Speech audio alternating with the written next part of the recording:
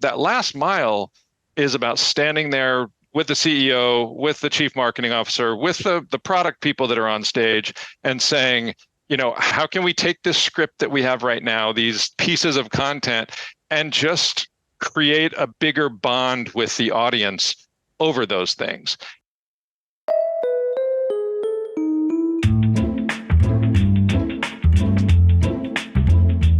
Welcome to No More Bad Events, a fun and insightful podcast for professional event organizers and for anyone at any level interested in producing nothing but the best events. Each week, we'll talk with legendary event professionals to get an inside look into what they think makes a great event. And in the process, we'll draw out insider secrets, non-traditional approaches, and compelling stories from the most captivating personalities in the business. No More Bad Events is produced and presented by eSpeakers, the most trusted online platform for the best keynote speakers in the world. And I'm your host, Scott Bloom, comedian, event MC, and now your podcast host. Let's get started. Hello, everyone, and thank you so much for joining us here on today's podcast. We have a great guest for you today. We always have great guests, but this is a gentleman who I've known for maybe 20 years. He's been in the business or been in entertainment and event design for around 30 years, I think around 3 decades, maybe as long as I have. We go back a ways. I think I might have been one of the first MCs that Chris hired for a conference back in the day. I haven't spoken to Chris up until our conversation on today's podcast. I don't think I had spoken to him in around 5-6 years. So it was so great to catch up with him. I'm talking about Chris Janese, by the way. I'm sure some of you who are listening know Chris, but for those of you who don't, Chris is co-CEO and head of client strategy at The Green Room, also known as TGR. Chris is extremely talented and an expert in the field of event design and production, with roots deeply tied to the entertainment industry. That's where he got his start.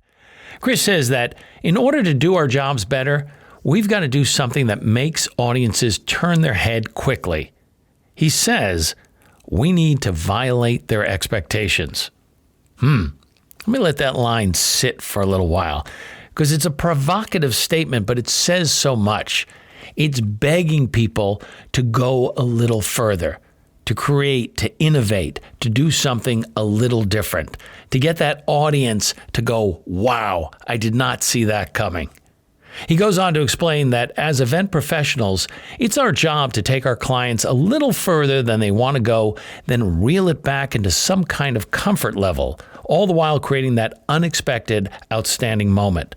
And he has some wild stories to back that concept up. He also tells us about other ways to take the experience to the next level, from balancing data-driven decision-making with creative innovation to connecting people through a birds-of-a-feather mentality. He chats about the benefits of following a structured process, creating confidence, and the last-mile delivery. Intrigued? You should be, because it's all so brilliant. So sit back and get ready to push the boundaries on producing No More Bad Events with my friend and colleague, Chris Janese. So, you started out young. We were just talking about how you're always the youngest guy in the room. Yeah. Now you have 30 plus years of experience. You've run a few different agencies, and this is your latest one. You're co-CEOs with Scott Berlin, and the name of the agency is called The Green Room. So I went on the website, and you have a great little description of what a green room is, and I'll just read it to you. Which I'm sure you wrote, but it says a green room is a sanctuary, a revered, almost sacred place, an exclusive quarter of readiness, confidence, and vitality. The Green Room is where the best and most eagerly anticipated leaders, artists, and experts gather their thoughts and await their call to stage or screen. So why did you decide, that's sort of leading into this conversation, why did you decide to call your company The Green Room? I got a little choked up, a little tear there as you read that. I was trying to. I've read that in a while, and I'm proud of you for getting through it. That's good.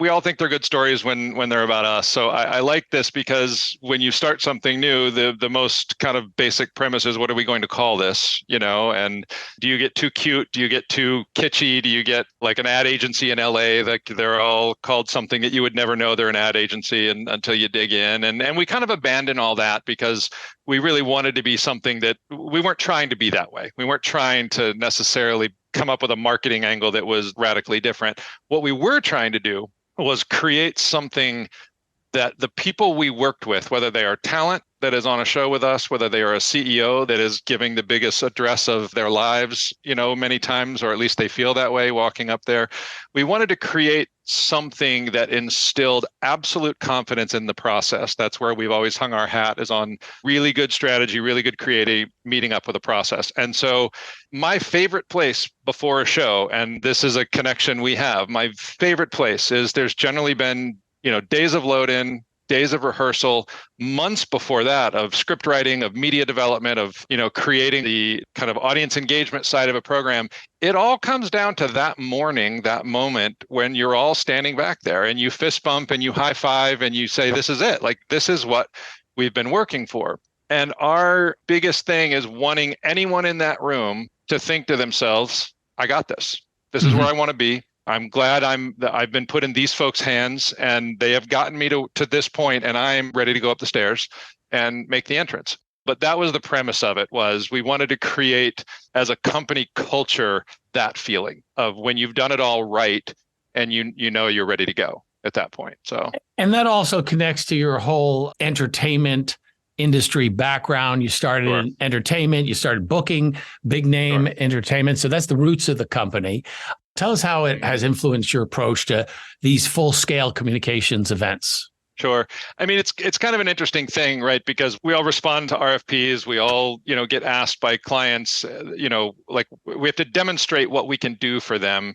And a lot of times, it obviously comes down to differentiating factors. Are there any differentiating factors? Because we all say we execute fantastically. We all, everyone says the same things. And so, you try to find your niche and your angle. And we realized a long time ago, one of the things that really does separate us is our roots in entertainment. Now, there's a lot of production companies that'll book entertainment for you. That's not exactly new ground, but it is truly where we started. It was the first 15 years of my career and continues. We do these full-scale business communication events, but we do dozens of standalone entertainment events all year long. So that's, a corporation comes to us and we may not be producing their entire event. They just want the Rolling Stones on the final night. And all the way to kind of high wealth individuals that, want a connection to entertainment and create kind of a special event that way. And so we realized that from a business model, that certainly is a kind of secret sauce for us, but it really became a difference in the way we approach things, the way we look at audiences, the way we bring in entertainment into the process. Now, it doesn't have to be the Stones. Awesome if it is, right? But it doesn't have to be, right? It has to be, it's a little bit more for us, a mentality of creating those moments for the audience that they feel special and they feel like they're laughing. I had a call this morning with a client. Your name came up because I just said, listen, we're talking to them a lot about a lot of important stuff, but we're not doing anything for them at this point. Right now, the way the program stands right now, we're not really doing anything for them that not only kind of makes them happier, but selfishly, it ingratiates the message to them a whole lot better if you make them laugh every now and again, or you entertain them. So, kind of knowing that the roots of what we do are based in audiences and entertaining audiences, then we kind of parlayed that into, all right, if we can do that, we can definitely figure out the company messaging, and what the CEO needs to say. The most important thing is, can we help them say it in a way that the audience is going to respond positively? And we know what some of those things are, and they become entertainment driven things. Yeah, no, I totally get it. It's a philosophy is what you're talking about. It's that overlay of, when you're putting on a big entertainment event, you have to take care of the entertainment. That's the talent wrangling, but you also have to make sure that you ensure that the audience is going to have a great experience. Yeah. And it sounds like you've, as you said, parlayed that into a business model where You're making the presenters feel like they're stars, they're taken care of. You're making sure they have everything they need to succeed, but you're also aware of what it takes to be in an audience at some level. And we've been talking a lot about this on the podcast, is they need to be entertained in any way you define that. They need to be engaged. Yeah, absolutely. I think that's an interesting point because they're interchangeable terminology there. I think the difference becomes how do you think about that, and how do you get yourself there? And there are big ways to get yourself there. You can create a huge media piece that gets you there. You can have a superstar singer that gets you there. You can have a very live, tactile comedian that gets you there. But there's 1,000 other opportunities to do that sometimes are the ones that get missed. And so one of the things we preach a lot to our team is just our job, really, like a big part of it is the last mile. It's kind of like the last mile of delivery of things, goods and services.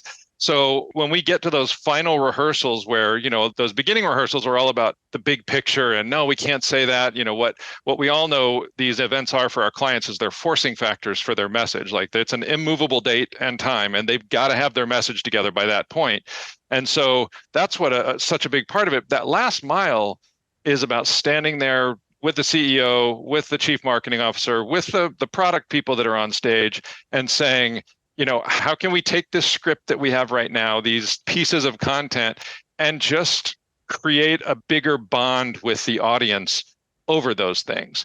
And man, that's as simple as interjecting a couple of words. It's as simple as putting something in the script where the speaker says, you know what, that reminds me of a story when I was a kid and I used to do this. Like there are all kinds of things. The big ones are the easy ones. The small ones are the ones that are sometimes trickier to come up with, and then you start obviously factoring in the comfort level of the speaker and what they can pull off and what they can't pull off and that kind of stuff. But it does kind of keep you in that sense of, unless we're keeping them engaged at our mileposts, we're going to lose them. How do your clients respond to this mentality, this philosophy? Do they appreciate it? Do they notice that it's different than what they've done in the past? Yeah, that's a great question. I think, and just being super honest, I see it a lot. Obviously, clients that are existing clients, they've been through it, so they come to expect it and they love it. So they kind of like the process. They really buy into it. And year 2 is fantastic because they come to the first rehearsal all knowing where they need to get to, and so those are fun. But the first ones, you can see it, especially like senior executive wise, you can see them kind of pull back a little bit skeptical. We use a lot of words like, trust us, we're going to get you there. We're going to get this to a place. But there's a science and an art to pushing with folks like that and trying to bring them along. And ours is very process driven too. So, there is the kind of art side of it, which is probably more what I stand around and do. And I kind of shoot the bull with them and try to make them feel comfortable and try to get them to comfortable doing things and saying things and carrying themselves in ways. The science side of it, though, is really where most of those senior executives really buy in, because most of them are process driven. Most of them are not touchy-feely. Most of them are, hey, you show me a process and show me success, and I will follow that because all I need is the data. And so there's a little bit of squirmishness in the beginning, but when they see it matched up with a very particular process, how we develop scripts, how we share scripts, how we practice scripts, how we move into more robust table reads and rehearsals and then full dress rehearsals and all that, it's very process driven. And so that's where they start to kind of ease up in a weird way. And then suddenly they realize, oh, I'm a lot better than I was when I started this. My message is better. I'm performing better. My audience is behaving better, all those things. And what's great, it's a proven process that has worked time and time again. And that's why in that first year, they might be a little skeptical. They haven't gone through the process. Now they come in year 2 and they're loving it. They understand what's going to happen. So let's talk about some memorable events that you've worked on and what were special about some events that come to mind. And how did you manage to captivate the audience, the attendees with this approach, this sort of entertainment? We want to engage. We want them to have a good time, but we need them also to take in a message. I think back in the early days, I feel like in some ways I cut my teeth on this side of the business with your help in some ways, because to me, at least at the time I came up in the business, you were one of the first ones that we ever worked with that really understood both sides. like really truly understood that you could be funny and engaging and create something for the audience while staying on brand and helping along the overall program. And I will never forget the first time we worked together, and I sat there just thinking, I'm not saying that it's easy what you do, but I remember sitting there thinking, for me, not for you, this is the easiest thing ever. Like, just throw Scott up on stage, have him bring out the next person, and there's an enormous amount of forgiveness from the audience for whatever ensued in between, as long as they knew there was something coming again. Yeah, exactly. And I remember thinking, God, why do people think this is tricky? This is pretty easy, From there, obviously, you realize certain things have changed. I'm curious with you if you think this has changed from your vantage point. One thing that's changed for me, primarily since like 07, 08, the kind of the recessionary factors that came in, was I just found that audiences weren't quite as forgiving anymore of something fun, something boring, something fun. They just weren't. They needed the something boring to mean something. Either they were just getting their spend back to be able to come to events, or their friends had been laid off and they weren't sitting next to them anymore. Like the audiences just got more discerning. And so you couldn't just put something fun up there for them and then coast the rest of the time. So that kind of came back to what we started thinking more about, which is just inside of all of the programming, how do we do that? And so Memorable Event is having a client shortly after that, one of the first ones to come back again. And I think, just being perfectly honest, we didn't get great reviews coming out of it. And by we, the client didn't get good reviews. And obviously that means we didn't either. And it was a little too pomp and circumstance for them. Mm-hmm. They felt like they didn't get what they were looking for. And so that was a hard one. That was a hard lesson. Luckily, we had a really great client who knew we'd kind of been in it together, mm-hmm. and we knew we needed to kind of reevaluate and tear some things down and build them back up again in a way. And we all recognized that people were different coming out of it. It's easy to forget because it's been a while ago, but COVID was profound. That recession was really profound as well. It was like people cut back on a dime, and a lot of people lost their job. A lot of people quit doing events altogether. And so we did learn through that we can't rest on the old formula. We have to constantly be, and we're now, here we are again, coming through something else that was seismic. And the same thing applies, probably different lessons, but that audiences are now different again. Yeah, let's talk about that, because the audiences are different. So one of the biggest changes, I think, from back in the days and then after that was, yes, the big dollar budget openings have changed. Yeah. That's the pomp and circumstance you're kind of talking about. It's interesting, when people were cutting back, I actually continued to work because I didn't appear as a high level, a high budget item. Right. But I was able to, but I was still able to bring some entertainment. So now we just came out of the pandemic. It's been 3 years now. And once again, audiences are looking for something a little different. They're looking for authenticity. They're looking to be part of the event. Yeah.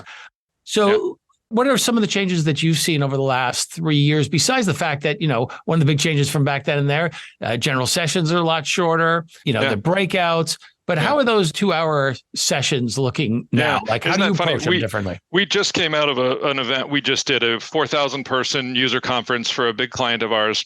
And to give them credit, when we started the pre-production process, they're an existing client. We started with them in 2019 and then did a live show for them, and then just a ton of virtual stuff for them. And so we're back live again. And they said our general sessions are going to be 60 minutes. And I got to say, at first, I was just like, guys, that's loading 4,000 people in for 60 minutes, and, they were having customers on stage and they were doing 5-minute conversations with the customers. And I was like, that just, like, how do you scratch a surface how do you scratch a surface in 5 minutes? But they were very committed to it. They were very committed to 60-minute sessions. And I got to tell you, it was pretty great. It was pretty great. It forced everyone. The CEO normally did 25 minutes. He did 10, 11 minutes. It wasn't lacking. No one felt like we didn't get enough, Right. So that's a huge one, is just the attention span has changed, The obvious ones are, there's now there's some kind of virtual component to all of them now in some way. So we're producing two shows most of the time now. We're producing a live show and we're producing a virtual show at the same time. I don't know how long that lasts. I don't know if that is forevermore now. So is this, you referring to it as hybrid, or you're looking at it as different, a live event and then literally producing a virtual event that's alongside of it? Here's how we start that conversation with the client. We're either producing two fully produced shows, and so there's budget implications along with that and everything that goes with it, or you have to prioritize one over the other. The show I was just talking about, they prioritized their live audience, but we had cameras in the room. We streamed it live to a platform, and there was a virtual audience watching it, but we coached our presenters and we scaled our content primarily to fit the live audience. But over on this side, there's a team of people that are creating, the graphics are different for the virtual audience. And, there's definitely, it's got its own thing. And then the show after that was a true hybrid, like full-fledged audience, full-fledged, robust home audience. But it's a lot more work. I think you and I, knowing that, knowing a live experience is so much greater and has such a bigger impact. I think that was the biggest difference when coming back from virtual, is people wanted to get together. So how do you bring that element of just, okay, we have some great content on stage, but we're also focused on this. It's about networking. It's about coming together. It's about seeing your colleagues, your peers. How do you address that in designing a show? Well, it's funny. I think that goes part and parcel to, whereas that was a component of past shows, it's a massive focus of them this time, because even outside of coming to this live event, at least for right now, people are traveling a little bit less for business wise. So planes are full, but it's mostly leisure travelers, right? The amount of times that the employees and customers and partners, all these ecosystems are getting together are lower. There's less quantity to it. And so the design of that part of the show sits right alongside the design of the general session. You know how it was before. All the money gets spent in the general session. You send them out and, put some hot dogs in a chafing dish and like it was just, that kind of happened not on its own, but there wasn't the same focus on it, right? Because that wasn't something that was lacking in people's lives the way it's lacking in people's lives now. And so now it's highly designed. It's highly designed as it pertains to the amount of time that you give them to do that. You have to create free time. You can't schedule every second of every day that people are there, because they get super resentful, and are not going to like that. And then within the physical space, creating birds of a feather type of situations for people that allow them to. I honestly think we were one of the only companies during COVID that I had a client that continued to do full live events. So picture this, Scott. We were in August of 20. So pre-vaccine, I was taking my daughter to college. She went to college in Syracuse at the time. We had to quarantine within a state that butted New York State, like for 2 weeks before we could bring her to her college. So we're dealing with all this, and I'm heading out to do an actual live event for her. So we did it in Austin. It was only 250 people. I was going to say, was it Texas or Florida? It was Texas. It was Texas, and they were happy they were shocker, happy to have it. And they didn't have nearly as many rules as we did, right? But we got in the crosshairs of state and local, and what some people weren't comfortable with, where especially some people Austin were like, we want to hang our hat on the fact that companies can come here and have their conventions. And so we took over the hotel in Austin that we used, but it was 250 people in probably a 600 room hotel, and we were the only ones there. Right. And so we had massive ballrooms. And so like our general session ballroom, we had 250 people, but everyone was seated 6 feet apart. They had a big comfortable chair. They had a little table next to them. Like we created as best we could this little COVID bubble of a way. And in their defense, it was a pharmaceutical company. They were trying to launch products. They had a new team. Like there was a lot of reasons. It felt horribly wrong at the time when we were doing it, but it was what we were going to do. The funny thing is, though, it created this funny culture for them, because they kind of like sitting 6 feet apart. Right. They kind of like having a big comfortable chair. Yeah. Hey, why can we have this? I don't want to be sandwiched next to a guy. I don't care if he has COVID or doesn't. I want to. Exactly. So now the funny thing is, like, no hotel will give you that much space for 250 people now, right? Like, that's a thing that's not, because theirs is all an actuary table of this much space, this many sleeping rooms, this many days. It's all, kind of fits in. But it was kind of funny that it was this moment in time. And we did another one, like that was August. We did another one in April for them and learned a ton and made some really interesting memories with that. Yeah, I don't remember there was a time. Remember when we were doing that sort of almost VIP club section in the front audience? There was those, couches. We tried that for a while. Speaking of something that would never happen again, right? Right. I totally remember that. Yeah. Yeah, all those, fun things. Are you also looking at ways to get the audience more involved, whether it's bringing Q&A out into the audience or beyond Q&A, or bringing any of the audience up on stage? Oh, this was the whole reason I started telling you that story and I got sidetracked. Apologies. For that show where everyone was 6 feet apart, one of the things we did, and we've since done this again, but we didn't have to do it out of necessity for social distancing reasons, but everyone had an assigned seat. There was a seating chart. And so we took all this data from all the participants.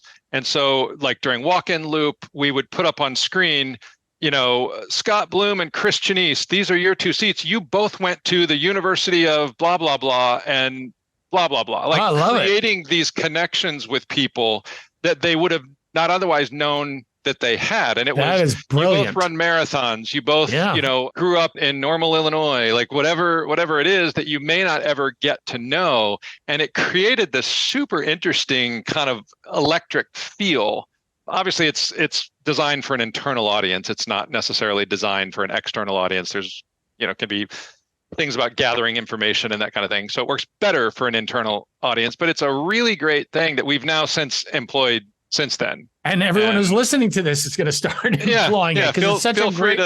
Feel free to steal the idea. Yeah, the borrow. And so what was the feedback from the clients from this, and how did the audience evolve from that experience? Yeah, I mean, it's interesting. The other thing that was part and parcel to this audience is they were a brand new sales force. So they had an even heavier lift. It's not like they'd been together for years and, the natural fluctuation of people coming in and out. None of them had ever been in a room together because it was a brand new sales force for a brand new product. So that's where some of the impetus came from. And so the way I tell the story, Scott, they're all best friends, and it created lifelong friendships and memories. And that's the way it's going to read on the website anyways. I like it. It's, but you're talking about creating an emotional experience for them that, broke past the veneer of, hey, we're colleagues, but we don't know each other. You're breaking down some walls. Yeah. What other elements do you apply to bring a more emotional experience and get that from the audience? Yeah. I think it's such an important thing. Again, not necessarily plowing new ground from a philosophy, but we still spend a lot of time talking to clients about, until you make the show about your audience, you're going to struggle. The didactic kind of one-way communication is not great, and you're going to lose them along the way. And so creating those opportunities for them. And what I love so much is there's always expensive ways to do that. We can send video crews out and interview people in their homes and find out what and I love that. I love the heartstrings. I love, like interviewing customers and bringing them together. We've filmed round tables of people where we create these connections and then you broadcast it, and all of those, there's 100 original ideas to come up with stuff like that, but they all cost money, right? And so there's a finite amount that gets spent on creative. And so the lower rent ones are the ones that you have to, again, pay attention to and make sure that you're taking every single opportunity to do those. So, connecting people through birds of a feather on site, I think we talked about earlier, like that's kind of a ubiquitous term, and there's 100 different machinations of that, but finding connections that people have and creating, a segment of time where there's 2 hours on Thursday night where you meet with your birds of a feather, and it's I like to do it where it's odd things that bring them together instead of really, but you can do it both ways. You can do it like they have, very direct things that they could help each other with from a business perspective. And then you can do some where it really is some more odd things that's going to create more of a human bond than a professional bond and create discussions that way. And it literally costs nothing. The other thing is just on the entertainment side of what we do. Our biggest thing on entertainment is anyone can write a check and hire someone to sing for them. Like there's not necessarily an art form in that. There's science to it of ways you could do that terribly.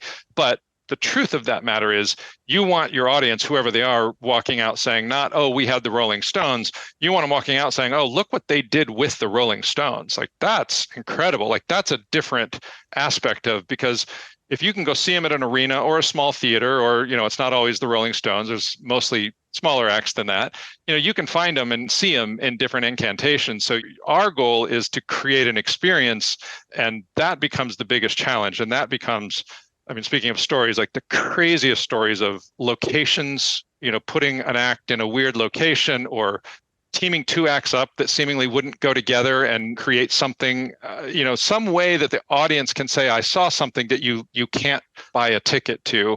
And that starts to really engender that kind of feeling of I'm special. They did something special for me. Well, I think you're talking about, make the audience feel like, hey, this is not something we do time and time again. We put this together specifically for you. I've been to some concert events and I love the design. They bring in the brand themes and stuff like that. And you notice that. Yeah, you do. Yeah, you do. And you notice, and again, it's from our perspective, it's all a negotiation, right? And that's where you want someone that knows what they're doing, because you have to negotiate all of that stuff. All of that stuff is negotiable, whether you choose to do it when you're cutting the deal or if you have to do it after. It's all a negotiation. But those are the things. Again, that's the last mile. That's the last little things. How can you do a meet and greet differently that creates a situation that make people feel special? There were some crazy innovations that happened during COVID on meet and greets and the way we navigated meet and greets over COVID. Like if you innovate in that last mile, it's almost always where you're going to win the most, because the other thing is such blocking and tackling. There's so many things that have to be done every time, no matter what. The head of sales has to get up and talk about quotas for next year, and you can help that along a little bit, but if you can complete the rest of the kind of experience in that last mile, that's typically where you win the hearts and minds, So are you saying what differentiates a mediocre event from, let's say, an outstanding one is those different innovations within those touch points? It's not same as it always was. It's, hey, wow, this was something I didn't expect. I love what you're saying about the meet and greet. You did something different because of a necessity, but you might have found something that you go, hey, this actually works. Sure. I had a creative director that worked for us for many, many years. And one of the first things I remember her saying in a pitch that has stayed with me forever, and I still use the term because it is the quintessential head nodding moment in a room with people that understand what we need to do, is she would always say, unless we're violating their expectations, we're not doing our job. And it seems like such a simple It's a great concept, but it's a great quote. Like it really, it's just violent enough, You're like, all right, that's not just a little something. Like we've got to do something that makes them turn their head quickly or does something of, wow, I did not expect that, And we really hold that really close to us because we need to look back on everything we did and think that it tied back to some goal like that. And that's tricky sometimes because clients think they want, or they articulate they want to do things different, and we want to push the boundaries, and we want to, and most of the time that's not really what they feel comfortable doing. And so our job is to take them further than they want to go, and then we reel it back into some level of comfort zone, right? So is there one that comes to mind that they were like, what are you talking about? And you actually got them to believe in it. You executed it perfectly. And we actually got them to do it. We actually got them to do it.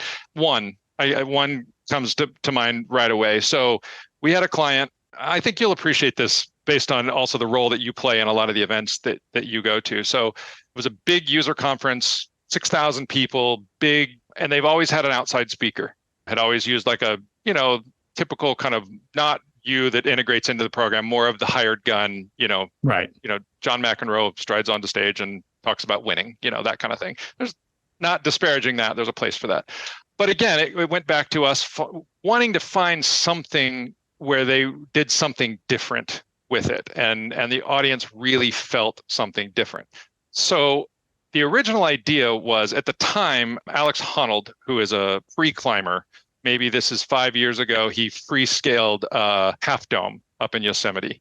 And then Jimmy Chin, who's a quite famous filmmaker, made this movie about him and about that experience. And so we were going to have Jimmy Chin come in and talk to the CEO, do like a conversation with the CEO on stage. And, you can imagine all the pushing boundaries and you only get one shot. And he was filming these things where, he wasn't going to free scale the mountain twice, right? So there was a lot of pressure around, pre-planning and getting things right. So you can make all the connections in your head to a corporate audience, and all that worked brilliantly, but we just needed something else. And I just said on a call, the CEO's name was Mike. I said, Mike, if we could get you having this discussion while you're climbing with Jimmy, then have him on stage, right? Like, we'd still have him on stage, but if we can get you starting this conversation while he's like, Chris, the board's not going to let me do that. We ended up doing it. Obviously, I'm telling the story. We ended up doing it. It was a 3-day ordeal in Wyoming, but it was something that by the time Jimmy Chin walked out on stage,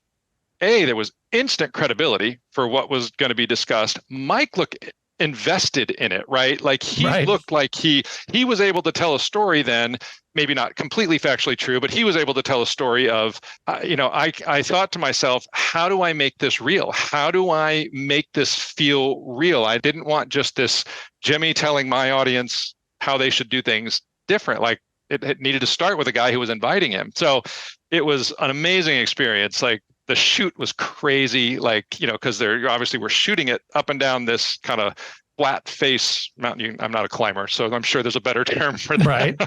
No, it sounds amazing. It sounds getting the audio of it. And then there was actual moments where Mike was yelling up at him, I can't reach that. Like, I cannot make that move you're telling me to make. And Jimmy's like, all right, calm down, do this first. I mean, it was like, wow. Yeah. That is something. I mean, it all sort of comes back to, what we were talking about in the beginning about, turning these events into more than just, we're going to a conference and this is what it's about. When you go to a concert, you go to a big event, you're going to have a great time. You're going to be entertained. It's about doing things a little bit differently. It's about, as you said, not just exceeding the audience's expectations, but violating their expectations, right? And bring it to that whole next level. And I think I think what you guys are doing is great. I think it's a great philosophy. It sounds like the people, once they get into this process, that you clearly have a process, they're set up to succeed and they want to do it again. So I think that's great.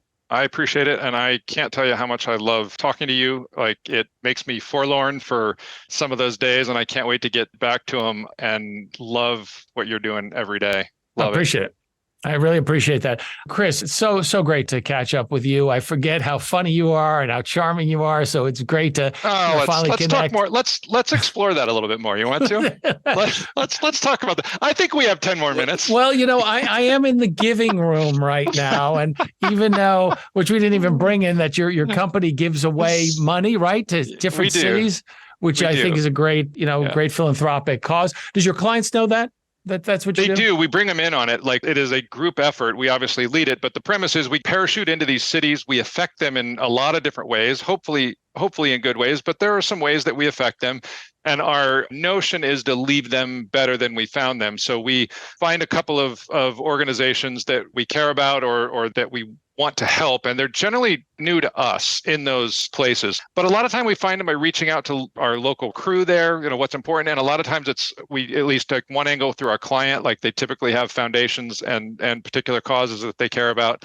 And so we give the seed money, which is most of it, but then we sell M&Ms in our production office for anyone that walks through the production office. And they're the most expensive M&Ms you'll ever eat, but they do some good. So that's great. So you leave it a little better than we find it. That's and the audience a little bit better than they find it. So it's a great mantra to continue.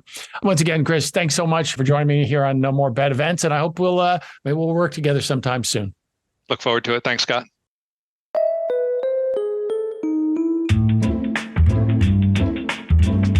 That's it for now. Thanks once again to eSpeakers, the #1 way to find your next perfect speaker. With the deepest catalog of professionals available, you can be assured that the speaker you book will be the absolute best speaker based on your goals, bar none. I've been your host, Scott Bloom, corporate event MC and comedic keynote speaker. And of course, your connoisseur of connections.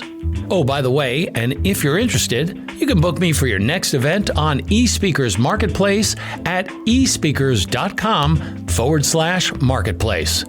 And if you like what you heard, subscribe on Apple, Spotify, Google Podcasts, or wherever you listen to your favorite shows. If you loved what you heard, drop us a review, and don't forget to share with your friends. Thanks so much for listening. Now go out and make your event a great one.